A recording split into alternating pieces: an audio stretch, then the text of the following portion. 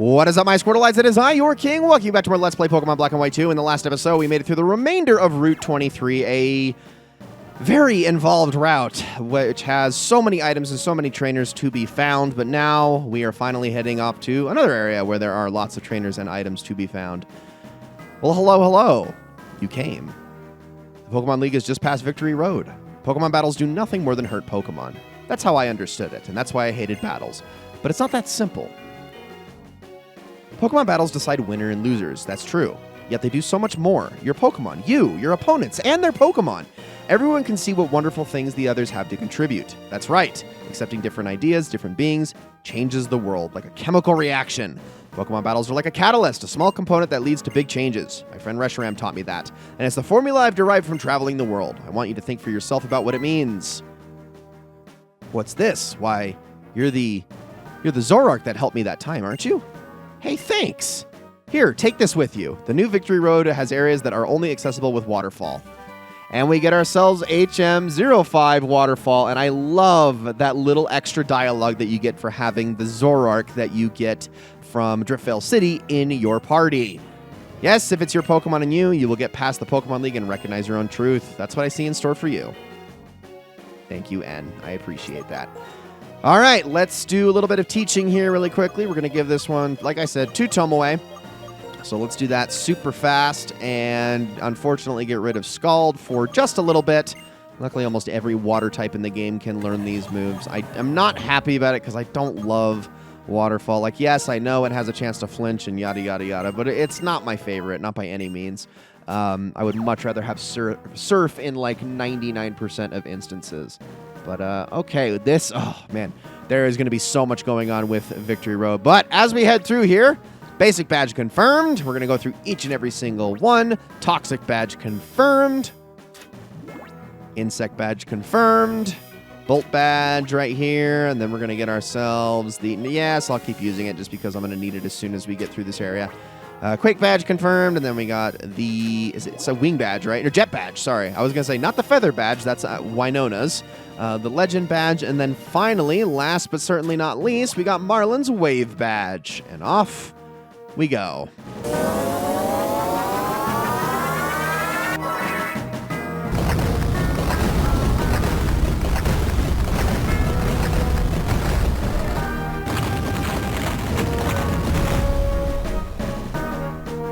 All right, everybody, let's do this thing. It is time to step on through and in to the Pokemon League. Now, this first area that we're in, I do believe, yes, there are, in fact, some items around here to be gotten, so we're going to have to go after those. But I got to actually remember how do we get to each of those. And I think this right here is technically a Pokemon Center. Could be wrong, though. Let me have, yeah, it is. Okay. It also allows you to get items. Wow. When have they ever given us a Pokemon Center directly before Victory Road? Well, the reason they do it this time is actually quite simple. This place, this Victory Road, is by far the most beefy Victory Road that you have ever seen in a Pokemon game. This thing goes on forever and ever, and there are so many trainers to be found. Do you have TMs? I actually don't know if you do. You do not. You just have a bunch of different types of Pokeballs. Okay, well, I wasn't entirely sure. I think we're good. Let's continue. Well, should I spend my entire life savings on full restores? Maybe I should. And by my entire life savings, I think I'll just push myself up to 50 in total. So we'll go 41. Yep. Good amount of money, but I still have plenty left over. So that'll be enough for the rest of the game. Was that overspending? Probably, but I'm not going to worry about it too much. All right. So let's see. I got to figure out a way through here. And there are hidden items in here. So we're going to want to go after those. In fact, there's 2 hidden items in this area in particular, from the sounds of it. So this one's going to probably be in that rock right there. We're going to get ourselves a Dusk Stone. Sure. Thank you very much. A lot of items to be grabbed as we go through this area. Tons and tons. And I'm going to keep those Max Repels going because I have so many to spare. Get ourselves a HP up. There are still a couple of items left to get. I want to say that item that is way up above is the TM that I'm actually after in this area.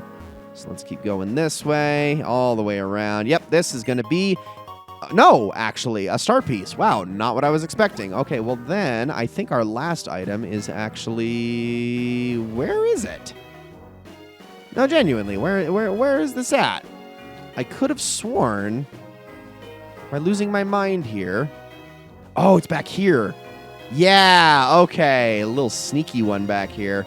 All the way around, and we're going to get ourselves our TM01 Hone Claws, which raises attack and accuracy. Now, that should be it for this first one. Keep those repels going because I am just not willing to reactivate them manually. Instead, we're going to head into the next area. And as we do, there are, in fact, some new Pokemon worth going over in these areas. In this first area, the new one is Golurk. There is actually only one Pokemon in all of Victory Road that is going to be receiving a bio, but we can catch Golurk in this particular area, so do keep that in mind. All right, we're going to be running into our first trainers, though, and I probably should keep in mind who I'm actually going up against. Did I skip a trainer already? I may have. I really got to be careful as I make my way through here. Okay, I didn't. I wasn't 100% sure, though. So this first one, I am going to actually swap to Kamina, and Kamina can take the lucky egg away. So there we go. And she can take charge for at least the first part of this fight.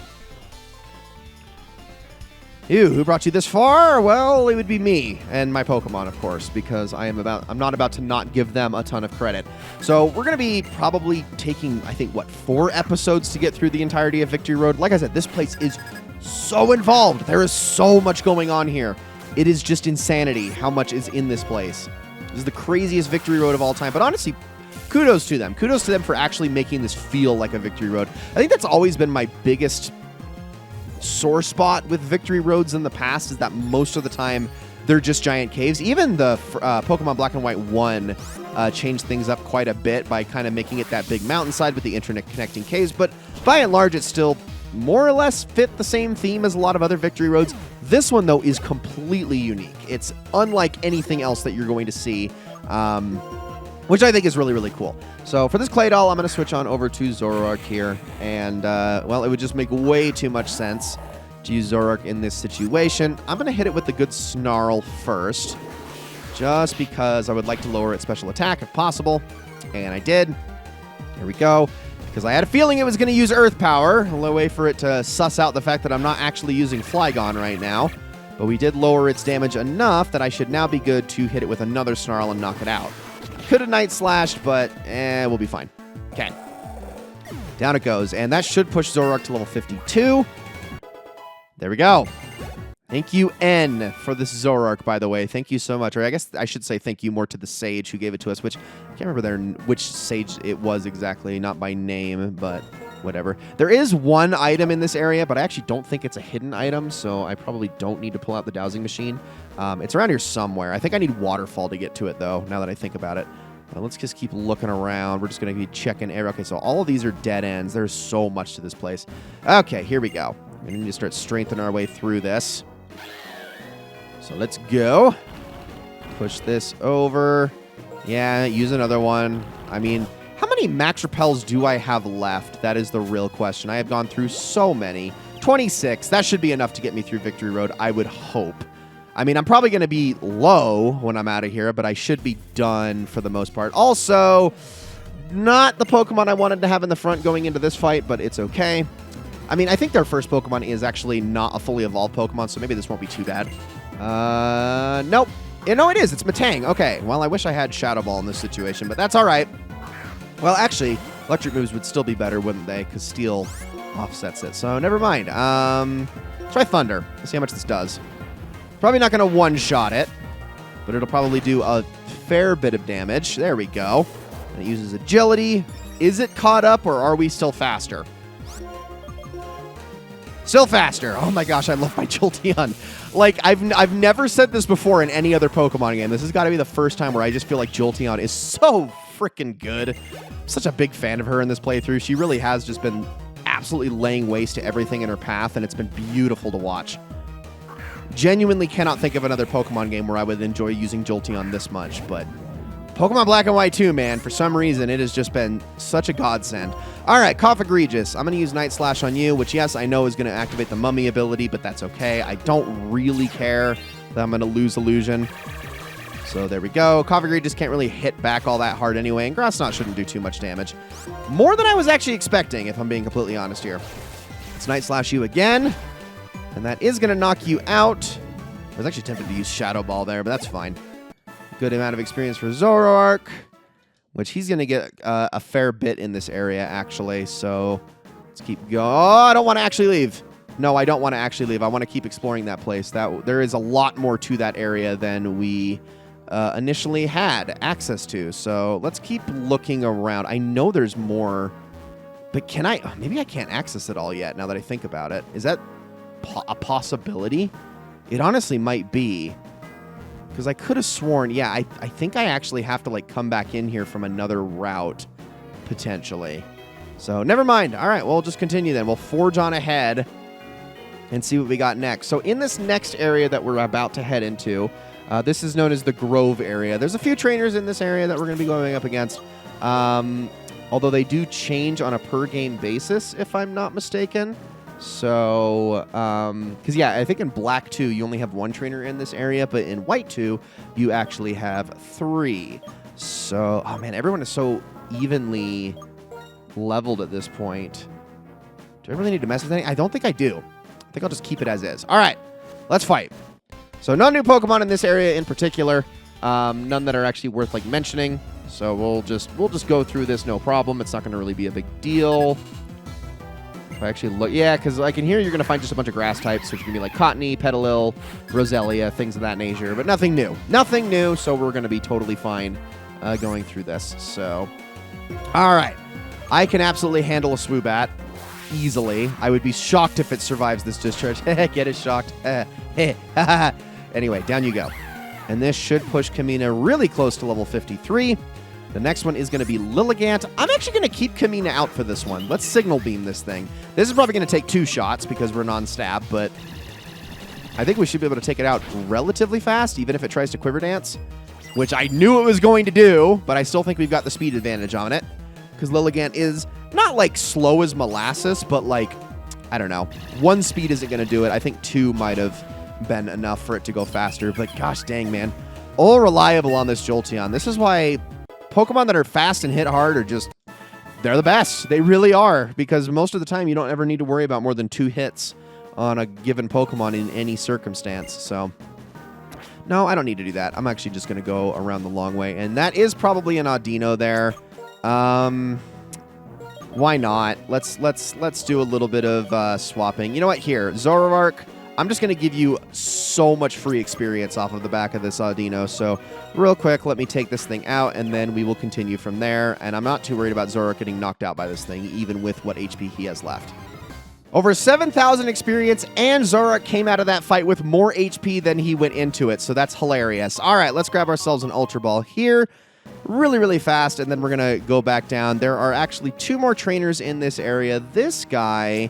you know what? Let's keep Zoroark out in the front. Why not? It'll be fine.